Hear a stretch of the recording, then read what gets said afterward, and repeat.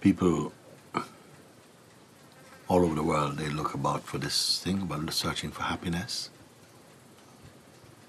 But often we're looking for happiness in things we do, and, you know, who you meet, and maybe who you'll marry, or getting a good job, that these things will bring you happiness. But we have discovered a happiness without even trying.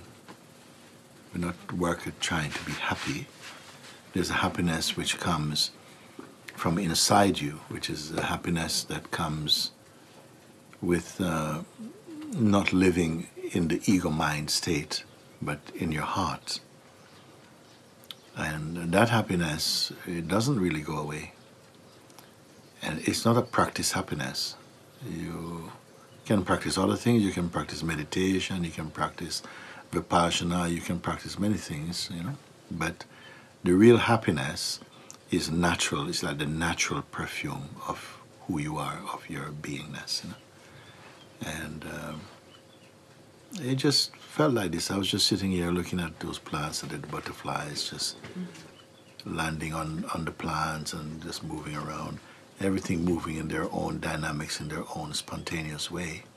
I feel in Sahag'ha, although we have our jobs to do and things to do, it seems to unfold in a natural sort of field of happiness that pervades the environment. But it begins inside the heart of each one, who have come to find the less there is of person, the more there is of just the presence. And this presence is very natural. It's not a hasty thing. It's not practicing for something. It's already there. It's funny that we spend a lot of our life in activity to try and find something that won't stay with you. It will always go. But there are some who search for that which they don't have to create. They don't have to improve it. They only have to discover it and bring your attention to it. Actually, if you love something, you don't have to practice to attend to it. You naturally want to attend to it. And the happiness that just flows from knowing and being yourself. I just want to remind people that it's a natural thing, and that, you know, it's possible to be truly happy without it being some performance or some kind of struggle to be happy. I find too much struggle to be happy, trying too hard to be happy, is quite a sad thing, actually. Because you miss the fact that actually we are naturally happy, you know. Only because of our own mental processes and believing in them and identifying too much personally brings in the sense of unhappiness, which hides our natural happiness. That's it.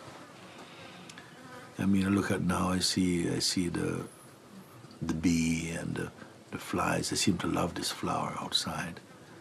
I'm looking at them, and I just feel they're not thinking about anything. I don't feel that. They're so spontaneous in their actions, so natural, so as life is. In fact, the plants that they're landing on is not also trying to host them. It's just there. Everything is just in their right place. And the river of the energy of life just flows between and in all things.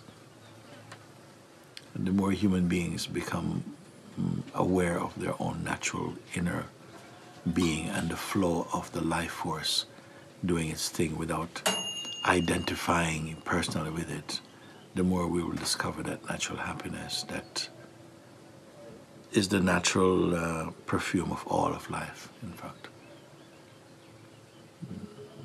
So something which is so inherent in us has become a kind of an ideal, a sort of a goal to reach. And to reach that goal, you don't have to travel. You only have to see through the unreal. When the unreal, which is always unstable, is seen for itself and from a place that is not identified with it, the real you don't have to look for anymore, because it is seen in the presence of the real. That's all I want to share, sitting here.